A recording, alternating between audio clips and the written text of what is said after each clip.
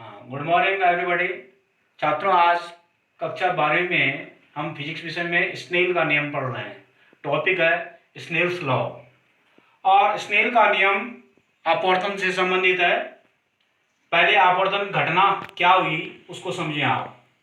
ये दो माध्यम हैं। माध्यम नंबर 1 जहाँ किरण की वेलोसिटी v1 दिखा रखी है।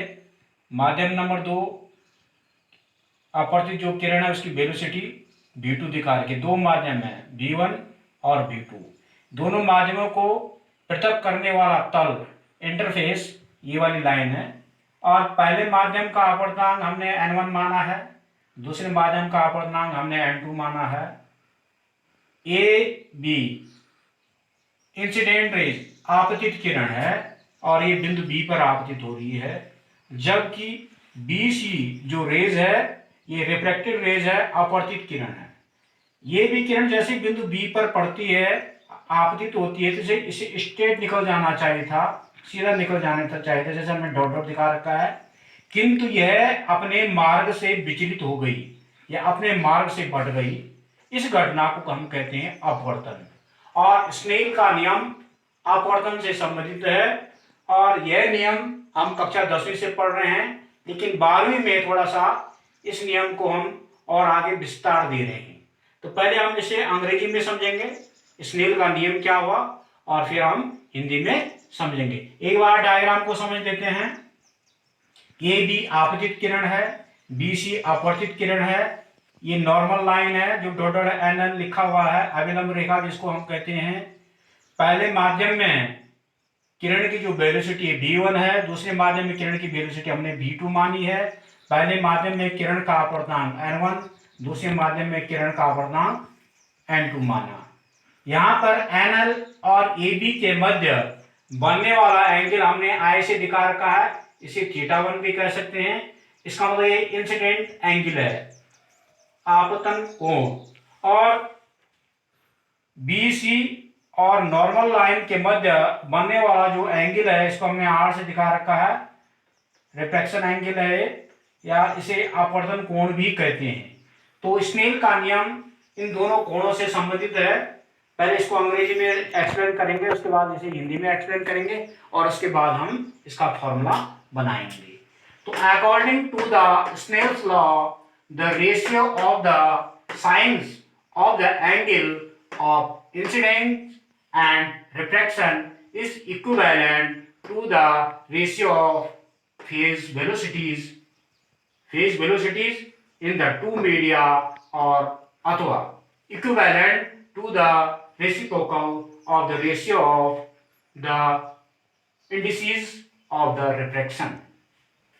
इसका मतलब हिंदी में ये हुआ, according to the Snell law, Snell के नियम के अनुसार the ratio of the sines, दो माध्यमों की ज्याओं का अनुपात, साइंस ऑफ द एंगल, दो माध्यमों की ज्याओं का अनुपात, कौन सा अनुपात? इंसिडेंस एंड रिफ्लेक्शन, आपतन कोण की ज्या और अपवर्तन कोण की ज्या, इज इक्विवेलेंट, बराबर होगा। किसके बराबर होगा?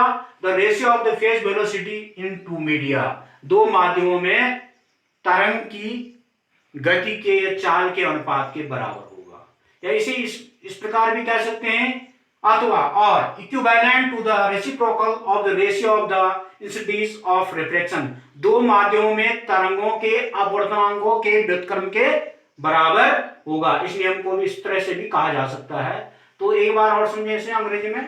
According to the Snell law, the ratio of the sines of the angle of incidence and reflection is equivalent to the ratio of the phase velocities in the two media, or equivalent to the reciprocal of the ratio of the indices of the refraction।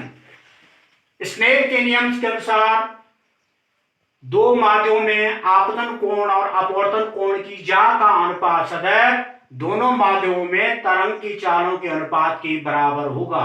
अथवा snail के नियम के अनुसार आपतन कोण की ज्या और अपवर्तन कोण की ज्या का अनुपात दो माध्यमों में अपवर्तनांकों के व्युत्क्रमों के बराबर होगा। अब इसके लिए हम फॉर्मूला बनाते हैं। स्नेल के नियम के अनुसार फॉर्मूला क्या बनेगा? Sine i upon sine r is equal to n constant. आपतन कोण की जा और अपवर्तन कोण की जा दोनों का अनुपात कांस्टेंट होगा। या इस फॉर्मूले को इस तरह से भी लिखा जा सकता है,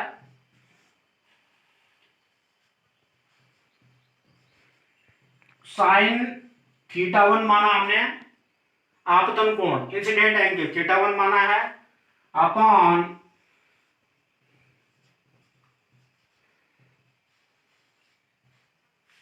sign theta one upon sine theta to किसके बराबर होगा?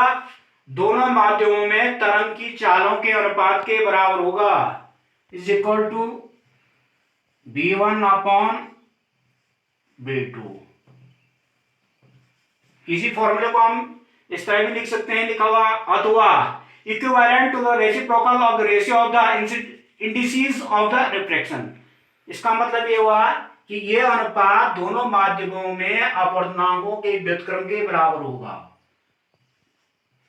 Sine theta one upon sine theta two is equal to पहले माध्यम में तरंग की वेलोसिटी v1, दूसरे माध्यम में तरंग की वेलोसिटी v2, और इनके रेसिप्रोकल रेशियो आएंगे किसके? रिफ्रैक्शन के।